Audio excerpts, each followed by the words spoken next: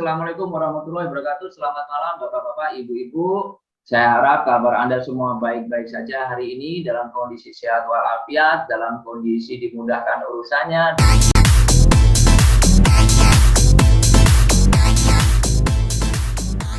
Dan perkenalkan, nama saya Umar Tangguh September atau biasa disebut UTS ya singkatannya. Saya sebagai konsultan digital marketing dan juga konsultan eksportir untuk UMKM sementara ini di beberapa kedinasan di Jawa Timur. Sudah ada beberapa dinas-dinas di Jawa Timur yang sudah mempercayakan UMKM-nya untuk saya berikan bimbingan. Salah satunya ada Dinas Koperasi dan UMKM dan juga Dinas Perindustrian Perdagangan. Ada di Kota Magetan. Kalau ada, alhamdulillah kita ketemu lagi ya. Ada dari Magetan, ada yang dari Kediri. Saya juga membina UMKM Kediri, dan juga di Sidoarjo, Kota Malang, Kabupaten Malang. Domisili saya ada di Kota Malang. Jadi saya membina UMKM teman-teman yang berada di Kota Malang dan Kabupaten Malang. Kemudian ada yang sampai di Pasuruan sampai ke Banyuwangi. Saya juga diundang oleh beberapa dinas tersebut untuk memberikan pelatihan, dan saya bersyukur sekali, alhamdulillah, saya bertemu dengan teman-teman UMKM dari bermacam daerah, dari bermacam kota, dan semuanya kurang lebih mengeluh sama. Apa yang mereka keluhkan? Mereka keluhkan salah satunya susah bersaing, coach. Yang bisnis online, UMKM, pasti merasakan kayak gini kan? Apalagi sekarang ada juga gempuran dari pihak luar, dari produk luar yang sangat murah banget. Bahkan kalau kita ngomong murahnya tidak masuk akal gitu. Ya kan? Bahkan sampai kalau kita bilang ongkirnya pun dari luar negeri ke sini lebih murah daripada ongkir tempat Anda ke customer Anda. Ya kan? Karena negara mereka support untuk hal ekspor itu tersebut. Jadi kita ini sudah diserang. Jadi bukan diserang ya, istilahnya sudah ada banyak, memang sudah istilahnya sekarang perdagangan bebas ya. Jadi ini sudah memang sudah diprediksi kayak gini. Nah, kalau seperti itu, saya juga ada juga selain misalkan orang-orang itu, teman-teman UMKM itu berbicara mengenai susah bersaing.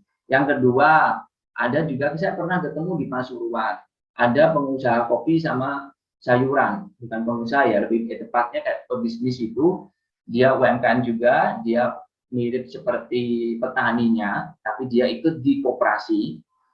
Dia sempat berujar pada saya, coach, tolong kami coach gitu. Kenapa saya bilang gitu? Karena harga kami dihancurkan oleh tengkulak. Harga kami sangat dirugikan oleh pengepul. Kita nggak bisa bermain di situ, coach. Tolong bantu kami. Saya berpikir gimana ya caranya supaya teman-teman ini bisa survive. Teman-teman UMKM, teman-teman nelayan, teman-teman petani itu bagaimana bisa survive gitu. Saya berpikir keras. Akhirnya sejak perjalanan 2021 tahun kemarin, di pertengahan jalan 2021 bulan Juli tepatnya, saya terpikir, kenapa kita nggak ekspor saja gitu. Kenapa kita nggak ekspor aja? Saya melihat komoditas kita di Indonesia itu sangat melimpah. Sangat melimpah.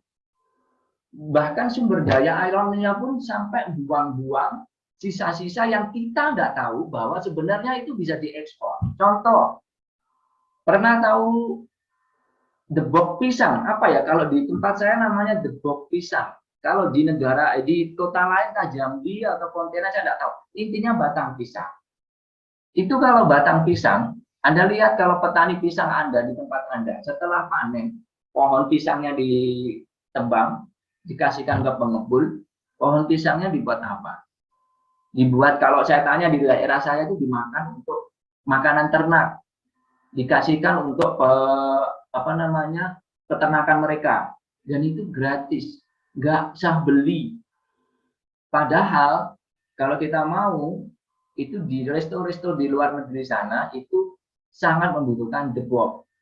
Debok itu ya kalau misalkan di luar negeri itu digunakan untuk salad, jadi campuran salad. Ada yang bertanya beberapa waktu yang lalu ke saya, coach, emang debok itu buat apa gitu kan? Bahkan di sini dibuang untuk makanan, maaf, kambing, makanan hewan-hewan ternak kayak gitu. Saya bilang itu sebenarnya debok itu kalau di luar negeri itu dipakai salad, juga jus juga gitu. Harganya di sini nggak ada harganya, bahkan dibuang sia-sia. Saya yakin di tempat Anda pasti itu juga dibuang sia-sia, nggak terurus, bahkan ya udahlah. Kalau misalkan kita tanya ke petaninya, Pak, Bu, ini dijual berapa? Ambil aja deh sono, ambil gratis dah gitu. Kadang-kadang kayak gitu. Nah, itu yang saya berpikir sebenarnya sumber daya alam kita itu melimpah. Dan kita tuh kalau ekspor, saya tekankan lagi, kita tuh kalau ekspor pikirannya harus komoditas yang punya nilai lebih, harus diolah yang sedemikian rupa. Misalkan kita sudah punya komoditas jahe, di tempat kita ada jahe, kita berpikir gimana menjadi permen jahe. Misalkan apa ya, kemarin ada yang tanya saya, Coach, misalkan makanan yang ada jahenya gimana, diolah tadi. Iya, daripada kayak gitu mendingan kita ekspor jahenya saja gitu loh. Untuk eksportir pemula, saya bilang lagi, untuk eksportir pemula lebih baik kita fokus yang sudah ada dulu, yang sudah ada melimpah, itu kita ekspor daripada kita mikirin. Kadang-kadang tuh kita mikirin oke deh, jahe di model apa ya, misalkan jahe di model serbuk rimpang kayak gitu-gitu, itu enggak masalah bagi saya. Tapi orang luar negeri belum tentu terbiasa dengan hal itu, gitu loh. Contoh, kita ngomong sambal, ya walaupun ada yang sudah ekspor sambal, ada yang berhasil ya, tapi itu prosesnya lama, tidak serta-merta langsung jualan sambal. Pasti ada yang mulai dari cabai dulu, kemudian ngasih tester ke buyer luar negeri, kemudian buyer luar negerinya nyaman, mereka akan beli. Contoh, kita kembali lagi ke sambal atau cabai. Cabai diolah, kemudian ada yang tanya ke saya, kemarin ada, Coach, misalkan saya buat sambal petis gimana? Sambal rica-rica gimana? Saya kembalikan lagi, Bu, mohon maaf Pak, lidah kita sama orang bule itu beda loh. Contoh, kita aja seneng duren, bule itu enggak seneng duren. Percaya nggak? Anda lihat, di sini tuh kalau kita duren itu kayak king food, semuanya paling seneng gitu kalau duren. Nggak ada yang, mungkin sedikit ada yang nggak seneng. Tapi kalau misalkan di bule luar negeri, itu nggak seneng duren itu. Bahkan kayak mau muntah. Apalagi, mohon maaf, kita kasih sambal yang kemudian sambal petis atau apapun yang belum tentu mereka suka. Jadi kembali lagi konsepnya, kalau kita mau ekspor, kita kembali lagi ke, kita lihat di sekitar kita sudah ada atau belum. Nah, saya melihat teman-teman memiliki komoditas itu banyak. Di setiap daerah punya komoditas unggulannya. Di setiap daerah punya komoditas unggulannya. Kemudian banyak UMKM juga memiliki komoditas. Misalkan Sidoarjo, komoditasnya tas atau kerajinan kulit. Ini ada yang dari Sidoarjo. Ini ada loh. Kerajinan Sidoarjo ini sebenarnya bayar luar negeri, ada yang butuh tas juga. Ada yang dari yang tempatnya mungkin ya di sana, di tempat panjenengan, di tempat Anda, ada yang pengusaha jaket, pengusaha sepatu, sandal, itu di luar negeri juga ada yang minta. Nanti ya kita bahas, kita akan belajar cara mengetahui demand-nya gitu loh. Nah, kita akan kembali, kita akan share screen dulu. Jadi di sini niat saya pengen ya teman-teman ini menjadi eksportir nanti di sini. Jadi tidak menjadi produsen. Nah, ini saya jelaskan dulu. Ada ketika di postingan saya di Facebook, di YouTube, di Facebook sama di TikTok, itu dikomentari ini. Coach, waktu saya membahas tentang ekspor serabut kelapa. Kemudian serabut kelapa itu ada yang chat saya, jadi saya, terus bagaimana cara memilih serabut kelapanya, bagaimana cara membuat mesin serabut kelapanya. Saya kembalikan lagi kepada panjenengan, kalau misalkan jenengan mau mengurusi itu, apakah sanggup? Saya aja nggak sanggup. Dan saya kalau mau mencetak eksportir, saya tidak menyarankan di situ. Tugas kita sebagai eksportir adalah membantu. Jadi membantu petani, nelayan, dan UMKM. Bukan membantu produksinya, membantu memasarkan di situ. Ini mindsetnya harus seperti itu, karena kalau Anda mulai dari awal produksinya Anda yang ngambil barang-barang bakunya Anda, yang beli mesinnya Anda, ini namanya nggak bersinergi dan Anda butuh modal. Maka dari itu, kalau jadi eksportir, kalau bisa untuk pemula modalnya kecil banget. Kecil banget. Bukan tanpa modal. Bisnis tanpa modal itu menurut saya hanya lip sync saja. Jadi bisnis itu pasti ada modalnya, tapi kecil. Bisnis itu ada modalnya, tapi kecil. Bagaimana kita dengan modal seminim-minimnya, kita bisa ekspor. Hasilnya luar biasa. Oke, saya akan coba share screen di sini ya. Kenapa sih saya menyarankan teman-teman untuk ekspor? Yang pertama, ketika kita bermain ekspor atau kita memutuskan untuk menjadi seorang eksportir, ada beberapa pihak yang diuntungkan di sini. Yang pertama, itu adalah pemerintah. Sudah pasti ya, ini tentang devisa negara. Kita ngomong pemerintah, berarti ngomong tentang devisa negara. Terus, siapa yang diuntungkan? Diuntungkan yang kedua, itu ya eksportir Anda sendiri, kita sendiri. Kenapa? Kalau ekspor itu, kalau misalkan Anda bisa berhasil ekspor 1 kontainer, itu kalau kita ngomong keuntungan profit ya sekitar minimal belasan sampai ratusan juta. Di situ tergantung komoditasnya dan tergantung nanti berapa kontainer yang Anda kirim. Tergantung komoditasnya sih kalau saya lebih tepatnya. Per kontainer itu ada yang profitnya bisa marginnya sampai ratusan juta, dikit-dikitnya belasan juta. Saya kembalikan ke jenengan. Kalau misalkan Anda berbisnis dan kemudian bisa sampai belasan juta, bukankah itu minimal sudah luar biasa buat kita? Syukur-syukur bisa kita puluhan juta. Kemudian untuk rakyat kecil di sini, kalau kita rakyat kecil di sini, maksud saya itu UMKM, nelayan, petani, dan warga sekitar. Contoh gini, pengalaman saya ketika saya ekspor daun pisang. Ketika saya ekspor daun pisang, waktu itu daun pisang di tempat ini, di daerah Malang ini, daun pisang ini bukan terbuang ya, lebih tepatnya terjual murah. Di pengepul dijualnya murah. Jadi saya waktu itu belinya sekitar average 11-15 ribu per ikatnya. Sementara pengepul belinya sekitar 5.000 per ikatnya. Saya beli berani ke petani itu 11.000 dan mereka senangnya minta ampun.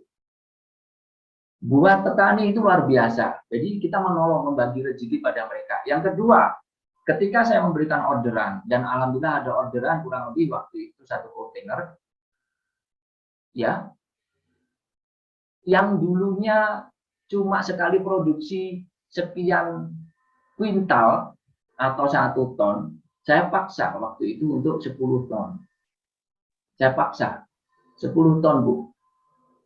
Jadi waktu itu kan kenapa 10 ton? Sebenarnya kan untuk kontainer 20 feet bisa sampai 18-20 ton karena packagingnya akhirnya cuma muat 10 ton.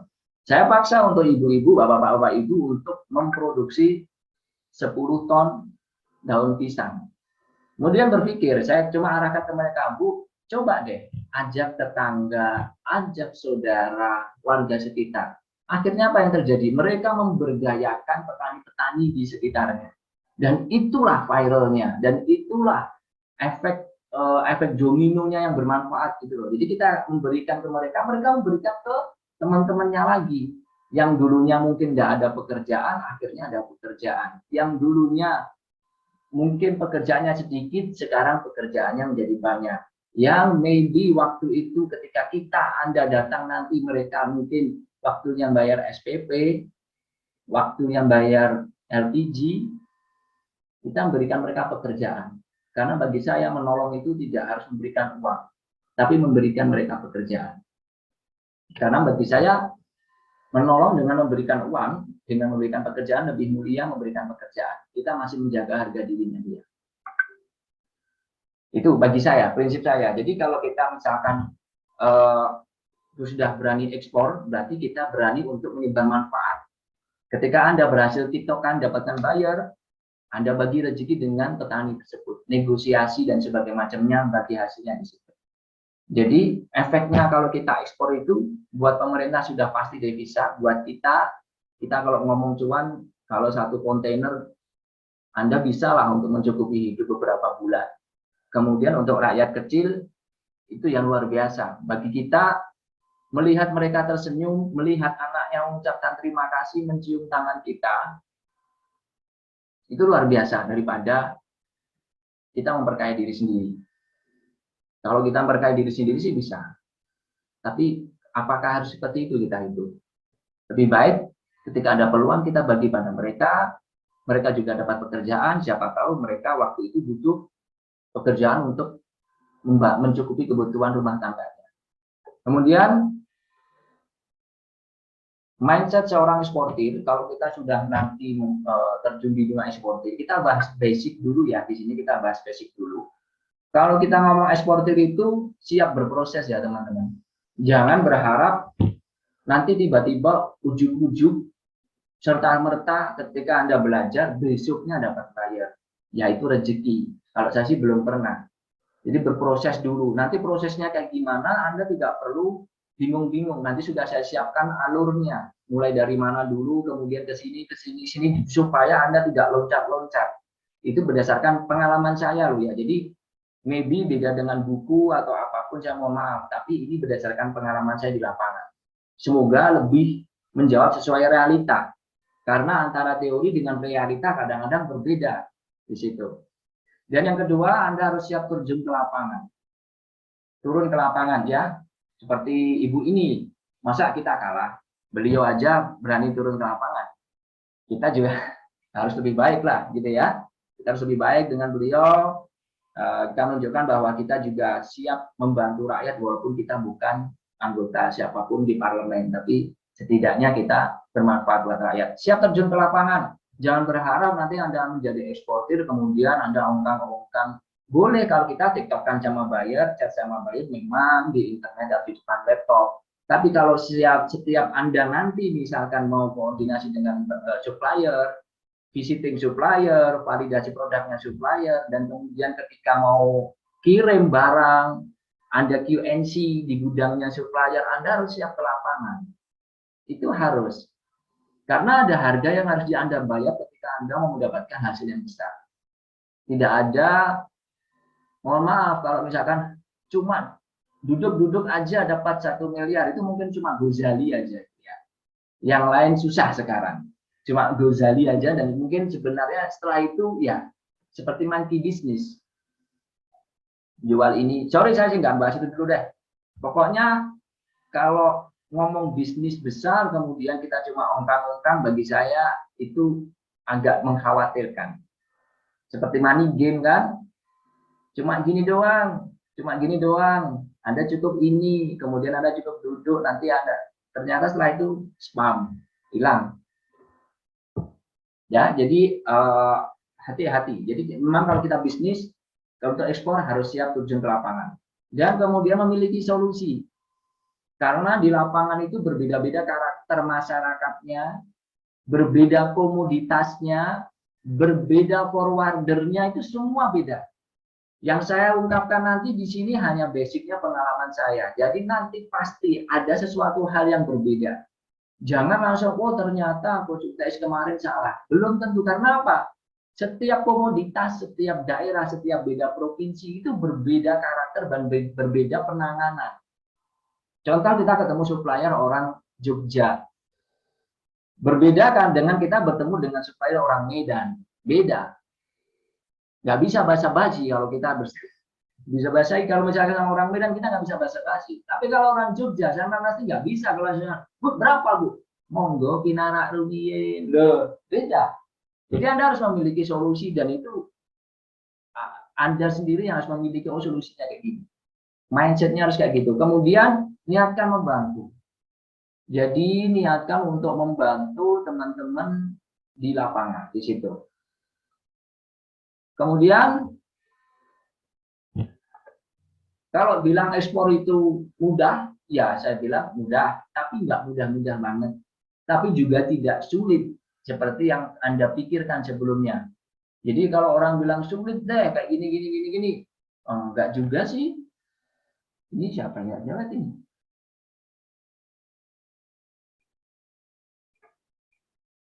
Oke, jadi kalau misalkan ngomong ekspor itu sulit banget kok, enggak. Ekspor itu mudah banget kok. Kalau ngomong mudah, tapi bangetnya belum tentu. Tapi mudah iya. tapi belum banget. Karena pasti ada tantangan-tantangan di setiap kondisi, setiap daerah, setiap komunitas, tapi mudah. Ya, jadi konsepnya itu seperti jualan online. Jadi kayak gini. Kalau kita jualan online, kita kan ada seller, ya kan? Kemudian kita kalau sudah terjadi pengiriman, kita kirimkan ke jasa pengiriman seperti JNE, JNTIS, si cepat dan sebagainya macamnya. Kemudian barang itu akan dikirimkan ke customer. Itu prinsipnya bisnis online. Kalau kita ngomong ekspor, itu kurang lebih sama. Seller ini seperti eksportir. Nah, eksportir yang saya harapkan ini, teman-teman yang mau saya ajak untuk jadi eksportir ini, harapan saya untuk saat ini bukan eksportir yang sebagai produsen. Jadi kayak gini, contoh. Anda kalau jualan online, saya tanya lagi, misalkan mau jualan baju hijab. Pertanyaan saya, apakah orang yang berhak menjual baju hijab itu harus produksinya sendiri? Atau dia sebagai reseller boleh? Atau sebagai agen atau distributor boleh? Kan boleh kan? Saya mau jadi distributor, saya mau jadi agen, saya mau menjadi reseller, intinya menjualkan produk dari si produsen. Sama halnya dengan eksportir itu, saya harapkan Anda menjualkan produknya dari nelayan, petani, dan UMKM. Di situ. Karena apa? Tanpa modal duluan gitu loh. Tanpa modal nanti sewa gudang, tanpa modal nanti mesin packaging, mesin lainnya. Contoh Anda mau ekspor briket, coco fiber. Saya sekarang lagi mau menjarah untuk bukan menjarah, mau mengekspansi untuk coco fiber. Kalau misalkan kita coco fiber, kita harus punya pabrik sendiri, itu bagi saya modalnya besar. Kalau bisa kita kerjasama nih, tiktokan sama si UMKM tersebut, pengusaha serabut kelapa atau pengusaha kelapa yang ada di daerah Anda, tanya. Kemudian kita ajaklah kerjasama di situ. Nanti kita bahas bagaimana cara ngajak kerjasama di slide selanjutnya ya. Kemudian kalau eksportir itu kan juga kita jelas pahami ya bahwa ekspor itu tidak harus produknya dia. Bisa jadi produknya petani, produknya nelayan, dan juga produknya UMKM. Kemudian kalau kita sudah berhasil tiktokan, sudah berhasil deal sama si buyer, kita kirim tuh barang ke buyer dengan menggunakan jasa namanya forwarder, bukan jasa pengiriman kurir seperti seperti JNE, JNT bukan. Tapi kalau di eksportir namanya forwarder. Kurang lebih fungsinya mereka sama. Seperti si jasa kurir tersebut. Kalau kita ngurusi pengiriman, apakah kita, kalau misalkan Anda di jualan online, apakah yang buat notanya jenengan di resinya itu kan si kurirnya? Sama juga ketika forwarder, nanti pengurusan bea cukai itu yang ngurusi forwarder. Yang ngurusi dokumen-dokumen ekspor bisa minta sama forwarder sekalian. Bahkan sampai kalau misalkan pengurusan, kalau Anda mau ekspor belum punya PT yang izin ekspor, bisa minta namanya undername ke forwarder. Enak kan? Jadi nggak perlu kita ribet-ribet. Wah, nanti kita harus ke pelabuhan, kita harus maksudnya kita harus ke bea cukai ngurusi ini, serahkan aja kepada forwarder. Seperti kita menyerahkan barang kita ke si kurir. Si kurir. Tolong di-unmute dulu semuanya itu Mas, tolong Mas. Jadi untuk eksportir ini, jadi kalau sudah terjadi transaksi, barang itu tinggal diserahkan ke forwarder. Pak, tolong diambil di gudang A, jalan A, B, C, kayak gini, diambil tanggal sekian, jam sekian. Forwarder nanti akan membawa truk, atau kita bisa kirim lewat truk kita sendiri. Bisa dengan, ya kalau misalkan mau membantu lebih banyak lagi, kita tanya jasa persewaan truk, di situ kita bawa ke tempatnya forwarder yang di pelabuhan sana bisa. Ya, tapi intinya pengiriman ini semua yang nanti ngurusi itu adalah forwarder, dokumen-dokumen ekspor, keurusan kepabeanan itu semua si forwarder. Enaknya di situ. Kemudian nanti kalau sudah, harapannya nanti sudah dikirim ke buyer, dan gambar saya ini bayarnya tidak gambar orang, tapi company. Maksud saya, kalau Anda mau ekspor yang dalam bentuk kontaineran, transaksilah dengan perusahaan. Karena di luar negeri sana itu banyak sekali buyer yang kayak maklar, broker, kayak gitu-gitu. Ini hati-hati. Gimana caranya coach biar Anda tidak biar kita tidak bertransaksi dengan makelar atau broker itu? Ada caranya. Salah satunya nanti akan saya bagi sekarang intinya. Jangan, kalau yang pengalaman saya lebih banyak tuh broker mainnya di Facebook. Jadi jangan transaksinya di Facebook. Maksudnya mendapatkan data mereka itu dari Facebook. Biasanya yang di Facebook itu makelar atau broker. Kalau saran saya, ke buyernya itu langsung company atau resto besar atau grosiran supermarket di sana. Kenapa? Mereka ordernya besar. Yang kedua, lebih trusted. Transaksinya lebih trusted. Mereka lebih profesional di situ daripada kita memakai yang person atau pribadi. Jadi kalau dibalik seperti orang itu mau ngirim barang ke kita, kita ini nggak punya perusahaan, kita cuma makelar tapi ngerti dunia ekspor impor gitulah. Itu yang resiko bagi saya. Kenapa? Resiko pembayarannya juga. Kemudian resiko cancel di tengah jalan. Karena mereka cari bayarnya juga kadang-kadang siapa tahu company-nya cancel, dia cancel menghilang, kitanya yang rugi nanti di situ. Jadi saran saya pakai bayarnya kalau bisa nanti yang company. Nanti kita akan bahas bagaimana sih cara dapatnya yang company. Jadi kurang lebih kalau ekspor itu gambarannya mudahnya ekspor itu kayak gitu.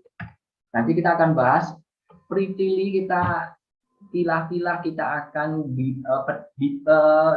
pecah satu persatu, kita akan bedah satu persatu nanti caranya. Kemudian alur ekspor. Nah, ini yang sering ditanyakan. Banyak yang menanyakan kepada saya, alur ekspor, ekspor dimulai dari mana? Ekspor dimulai dari mana gitu kan? Nah, untuk eksportir pemula yang memang niat mau terjun jadi eksportir dan pengen merubah semuanya, dan untuk warga sekitar juga, ini akan saya buka alur ekspor menurut pengalaman saya sampai saya berhasil ekspor tersebut. Jadi Anda nggak perlu nanti mencoba-coba, oh bikin ini dulu. Karena saya pernah coba membuat ini, ternyata salah. Saya ngulangin awal lagi, dan itu memakan waktu berbulan-bulan. Itu sangat wasting time, sangat membuang waktu bagi saya. Jadi kalau Anda nanti di sini jangan sampai ekspor itu loncat-loncat, harus sesuai alurnya. Alurnya itu sudah saya buat seperti ini. Yang pertama, menentukan demand-nya dan komoditas. Jadi kita mencari komoditas dulu, tapi komoditasnya nggak asal-asalan. Ada juga yang menginformasikan, yang pertama untuk eksportir pemula adalah cari komoditas yang melimpah. Itu benar tapi tidak 100% benar. Kenapa? Saya pernah ngalamin, saya cari waktu itu komoditas yang melimpah di tempat saya. Saya sudah proses, kemudian saya bikin katalognya, saya sempat bikin websitenya, kemudian saya cari bayarnya, sangat minim sekali demand-nya dan susah terjadi transaksi. Ya kan? Jadi kalau misalkan kita cari komoditas terus ternyata melimpah memang di sini, tapi permintaannya nggak ada, buat apa gitu loh. Jadi kalau bisa tentukan demand-nya dulu. Mereka ini lagi nyari apa ya? Mereka lagi butuh apa ya? Orang luar di sono itu butuh apa ya? Yang ada di tempat kita. Kalau match, orang luar negeri butuh A, dan A itu ada di sekitaran Anda, nah ekspor deh di situ. Jadikan itu komoditas. Kemudian kalau sudah menentukan oh komoditasnya A, ya jangan lupa langsung mencari supplier. Mencari supplier, menentukan kerjasamanya kayak gimana, sistem pembayarannya kayak gimana, minta spesifikasi produknya kayak gimana. Itu untuk semua produk ya, all around ya. Jadi setelah menentukan komoditasnya, yang kedua Anda mencari suppliernya. Setelah mencari supplier, Anda menyiapkan senjata perang. Nah, ini biasanya eksportir pemula ini ketika sudah mendapatkan supplier, sudah dapat komoditasnya, spesifikasi produknya, dia langsung ke buyer. Bukan berarti saya menyalahkan, tapi eman. Karena ketika buyer menanyakan dan Anda nggak siap semuanya, buyer tahu Anda nggak kurang siap untuk ekspor. Buyer akan tahu bahwa Anda sebagai trader atau maklar atau broker. Saran saya, setelah mendapatkan data dari supplier tadi, siapkan senjata perangnya. Senjata perangnya itu kayak gimana? Kayak misalkan company profile, katalog produk, website, kemudian rekening email perusahaan, quotation letter, contoh-contoh draft surat kerja, surat sales kontrak nanti Dan semuanya nanti akan kita bahas. Nanti insya Allah akan saya bahas. Jadi senjata perang itu kalian harus sudah siap. Jadi ketika nanti buyer menanyakan, gitu, Anda sudah siap. Oh iya, Mister. Anda sudah menyiapkan harga-harga yang Anda siapkan untuk si buyer. Harga Xbox-nya, harga FOB-nya. Kadang-kadang ada yang baru minta, aku tolong kasihkan harga FOB-nya. Oh, tunggu, Mister. Anda otak-atik dulu, nggak harap buru kelamaan. Aku tolong kasih harga Xbox. Kemudian Anda, oh tunggu, Mister. Kayak gitu-gitu. Nanti kelamaan juga. Saran saya, bikin dulu harga minimal sampai Xbox sampai FOB. Kalau yang CNF, CIF itu nanti sesuai negara tujuan. Buat yang baru ngerti ini nanti tenang, ada materi selanjutnya tentang metode pembayaran, harga jual, harga jual untuk di dunia ekspor itu kayak gimana. Ya. Kemudian setelah kita menyiapkan senjata perangnya, apakah langsung ke buyer? Saran saya pahami dulu payment-paymentnya yang aman. Yang aman buat kita tuh kayak gimana? Apakah harus LC? Apakah harus dokumen against payment? Atau harus PT? Atau cash in advance? Itu banyak nanti macam-macam pembayaran yang sering dilakukan akan kita bahas nanti. Insya Allah. Jadi akan saya utarakan di situ nanti bagaimana sih payment-payment gimana sih. Jadi kadang-kadang gini, eksportir pemula itu banyak yang ketipu sistem pembayarannya, gitu kan. Ketika merasa oke lah aku deal, tolong buatkan produksinya, tolong produksi deh sekarang. Anda produksi, eksportir pemula produksi, sementara belum ada DP atau misalkan ada DP, ternyata di tengah jalan di cancel, ya kan? Itu resiko banget. Sudah produksi di cancel, cuma bayar berapa persen, ruginya di kita, gitu loh. Jadi kita harus memilih metode pembayaran atau payment yang aman buat kita. Ya, buat kita dan supplier dan teman-teman harus aman. Setelah itu baru siap Anda berhadapan dengan si buyer, mencari buyernya, kemudian di email, di WhatsApp, di TikTok, macam-macam lah. Di istilahnya diajak chat. TikTok maksudnya bukan TikTok sosmed itu enggak, maksudnya di TikTokan ngomong itu loh, itu loh maksud saya. Jadi nanti itu harus sudah siap enak gitu. Jadi ketika ngomong sama buyer nggak tunggu Mister, tunggu saya kasih lagi waktu. Saya kasih waktu 1 hari untuk ngitung ini, saya terlalu lama. Misalkan ditanya bagaimana spesifikasinya. Nah, ini kadang-kadang trader tuh gini. Berikan aku spesifikasi briketnya misalkan mau ekspor briket atau mandisnya. Tunggu Mister, dia tanya petani, kelamaan. Makanya di alur ini kita harus sudah di supplier ini kita sudah minta datanya ke supplier gitu. Jadi supplier itu sudah memberikan data-datanya. Kita siap semuanya. Istilahnya kalau kita mau jualan online itu product knowledge-nya. Setelah ke buyer, selesai kita ngomong semua, forwarder sudah selesai, metode pembayaran sales kontraknya selesai, baru kita serahkan itu ke forwarder. Setelah itu Anda baru bayaran di situ. Jadi alurnya untuk ekspor kurang lebih seperti ini. Ya. Kemudian kita akan bahas demand dan komoditas. Ini waktunya sampai jam berapa? Ini jam berapa nih? Jam. Ini ya. Saya kasih minta tolong 10 menit lagi, nanti baru kita tanya jawab. Ya, kita bahas demand dan komoditas dulu. Jadi kalau kita ditanyakan mana yang lebih dulu, ya kan? Demand, komoditas atau buyer sudah saya utarakan tadi. Lebih baik bagi saya pribadi, saya mencari demand-nya dulu. Baru setelah demand kita menentukan komoditasnya apa yang ada di sekitar kita yang memang dibutuhkan, matching sama demand-nya itu. Contoh kalau kita jualan online deh Bapak Ibu, Anda perhatikan. Jualan online yang sudah ada permintaan, demand-nya, itu biasanya lebih mudah daripada kita yang belum ada permintaannya kemudian kita mengedukasi pasar. Diedukasi dulu, nanti gini Pak, ini tuh butuh waktu. Sementara kalau kita pengen cepat jualan, ya kalau bisa produknya itu yang sudah ada permintaannya. Kita tinggal cari di negara kita, ada nggak ada itu langsung kita ekspor, tawarkan ke mereka. Jadi seperti itu konsepnya. Saya lebih senang pakai demand dulu. Semua mungkin punya strategi di DW ya masing-masing ya, tapi bagi saya lebih senang cari demand-nya dulu. Kemudian kita ngomong komoditas baru ke supplier, bukan ke buyer. Cara mengetahui demand, saya minta waktu sebentar sebelum saya tanya jawab. Untuk mengetahui demand itu caranya di sini.